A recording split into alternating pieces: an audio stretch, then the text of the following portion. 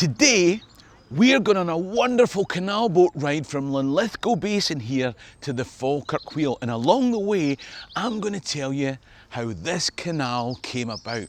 So if you're interested in the people, places and events in Scottish history, then click the subscribe button at the bottom right of the screen. In the meantime, let me tell you a story. This channel's about the people, places and events in Scottish history. Now today, as I take a trip on the Union Canal, it may seem like it's about the place, but this place is inextricably linked to people and events. Murder, revolution and global domination are all part of the story of the Union Canal.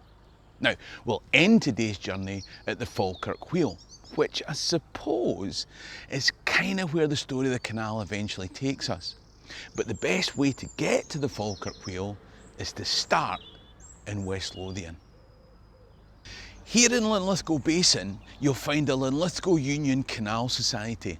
They run regular boat trips. Now, depending on when you're watching this, you can book a trip to take you to the second highest aqueduct in the UK, locations of Scotland's industrial dominance, or the post-industrial renewal of modern technical ingenuity. Today, the Linlithgow Union Canal Society, well, I think we can call them Lux for short, because they've generously given us one of their boats and a friendly boatman, two actually, for our own special trip. You can find out more about them in the Linlithgow section of the Visit West Lothian website here, link in the description below as well. Today, the canal's a place of leisure, peace and tranquility, but it started with hard work, revolution and heavy industry. It was built when nobody could have imagined the road network of today. Transport was at a sedate pace by carriage or on rough roads, or gliding through water. When the Industrial Revolution took hold, Lanarkshire and then West Lothian became integral parts of it. But how to transport goods, coal, lime, stone, between their source and Scotland's two major cities? A canal had been built between the Clyde estuary and the Forth estuary, ending up down here near Grangemouth. What was needed was another canal to join Glasgow to Edinburgh. Ultimately, the Union Canal would bring Glasgow and Edinburgh together physically, if not culturally. See, these are two very different cities. I always say that you can stand at a bus stop in Glasgow and make a friend for life. You can stand at a bus stop in Edinburgh for life and never make a friend. They're very different towns. I always think that that's partly because Edinburgh was built on Scottish Presbyterianism, whereas Glasgow and indeed West Lothian had an influx of Gaels from the Scottish Highlands and Catholic Ireland, which has left a cultural difference between towns. Now, you might have a different explanation and feel free to let me know in the comments. In fact, let me know which is your preferred town and why. The point is that Edinburgh needed coal, so they wanted a canal to bring it to them. This Union Canal took 4 years to build, but it took 25 years to decide to build it. In 1793, a group of subscribers and investors got together and commissioned a report by a chief engineer and a surveyor who had both worked on the Forth and Clyde Canal. They came up with 4 different possible routes. One of the routes would have meant the highest canal system in Britain, taking the canal over 800 feet in height through a system of more than 100 locks to bring coal up and over the hills from the Clyde Basin to Edinburgh. The report took 3 years, and like any good committee, the subscribers sent it to another engineer to be reviewed. Like any other good engineer, he looked at the proposals and said, no, you don't want to do that. What you want is a contour canal. Everyone nodded in agreement. Nobody actually knew what a contour canal was, but it seemed like a damn good idea. So a contour canal follows the contours of the land, always remaining at the same height, like contour lines. Now, the upside of that was that they wouldn't need to build lock systems to take water up and down hills. The downside is that you need to build bridges like these. Nowadays, accompanied by canal-side cafes where you can take a drink and watch the world go by. You'd also need to build viaducts, but more of them later. You're probably also going to need a longer canal to find a suitable route, and that might have to go through land that people had already had plans for, like a bathroom extension. Nah, obviously I'm joking. Ordinary people didn't have bathrooms, and powerful people thought it was much more important to fight Napoleon. So everything was put on hold.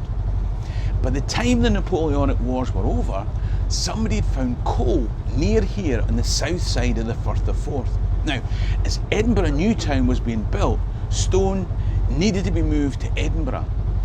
But as the new town was growing, coal was in demand as well. High demand and lack of availability meant Leith merchants charging prices nobody wanted to pay. Why build a canal over the hills to Glasgow when you could connect up with the Forth and Clyde Canal and pick up some coal here while you were at it? The Contour Canal North it is then.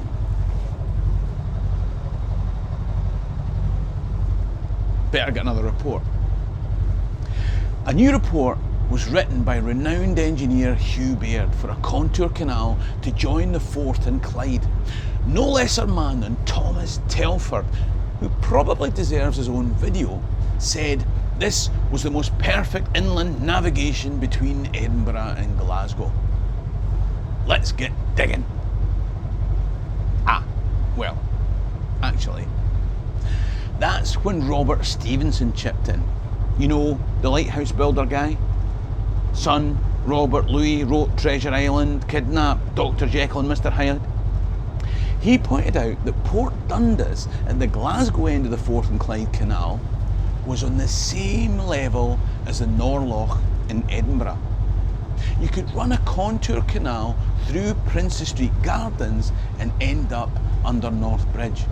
You could join it to the Forth and Clyde Canal just west of Castle Cary.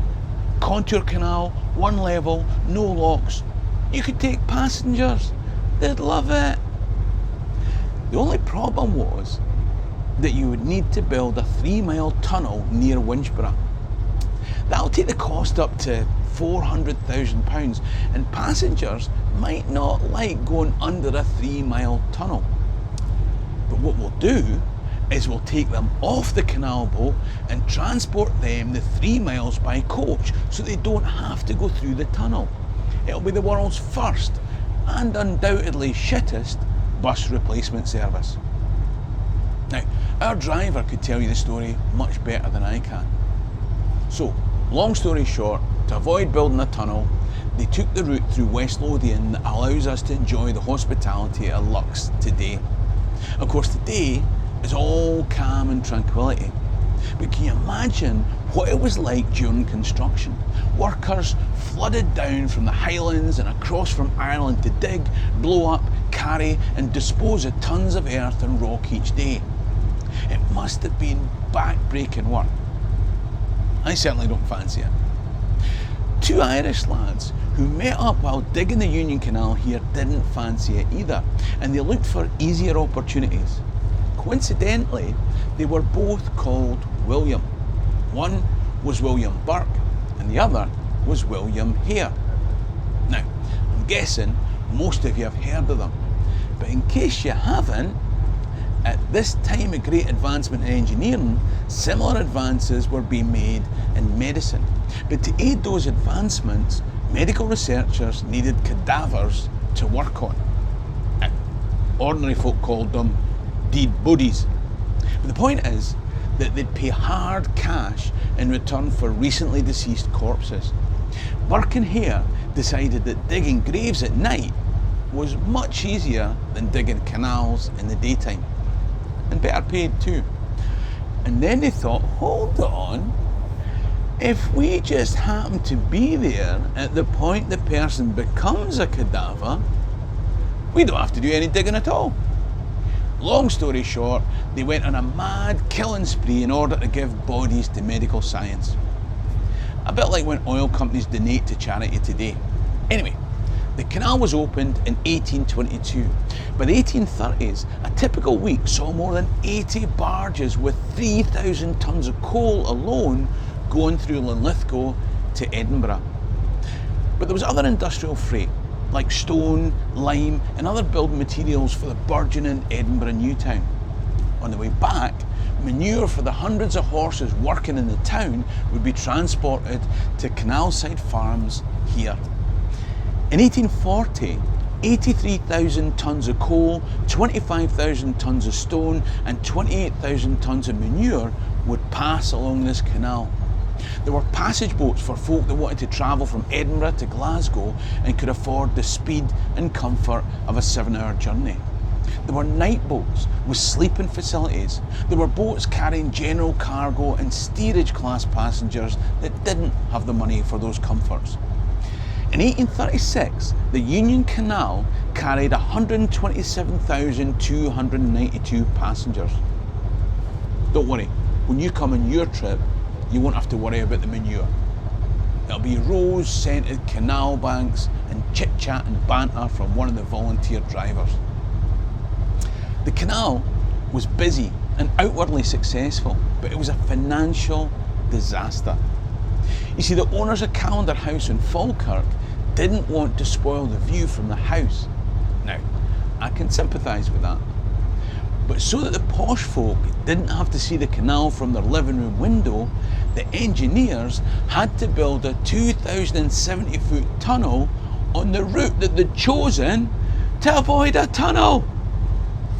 That made the financial costs higher than the one proposed by Stephenson. Though, in 1840, a rail line was built from Glasgow to Slamanan, so Glasgow passengers could now take a train part of the way to Edinburgh before getting on the canal boat.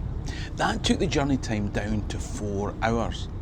8 years later, a railway was built all the way from Glasgow to Edinburgh, and Waverley train station was built at exactly the place that Stephenson's proposal would have put the Edinburgh Canal Basin. How ironic. Of course, over time, the canal fell out of use and was officially closed to commercial traffic in 1933, less than 100 years after it had opened. Eventually, some parts were built over a motorway, locks were filled in to allow housing, and parts of the canal were navigable, but now weed-strewn. Although that did provide the perfect habitat for breeding pairs of shopping trolleys. It all culminated in 1965 with the Union Canal being formally closed in the same way that it was started, with an Act of Parliament. 31.5 miles long and a marvel of engineering, the Union Canal was Scotland's only contour canal. With a height of 73 metres all its length, they called it the Mathematical River. It didn't need locks, but it did need the second biggest aqueduct in Britain. Our friend at Lux run short boat trips out to the viaduct here, but they also run trips that go even further.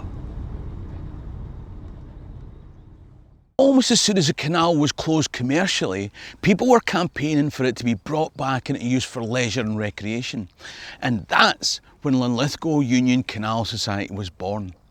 Along with others, it worked on campaigning and restoration, and eventually the Millennium Link project led to the reopening of the canal. Now, the Falkirk lock system had been filled in, so it had to be replaced by the Falkirk wheel. This is truly a marvel of modern engineering. And you can take a Lux boat here to complete your journey along a marvel of Victorian engineering.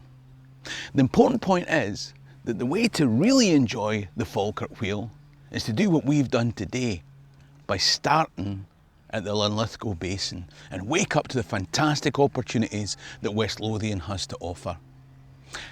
I've made more videos about the cool stuff to do in West Lothian, and there's one coming up on screen now. In the meantime, ha' mi an dóchas gwn be lama alive. Sherry and Rasta.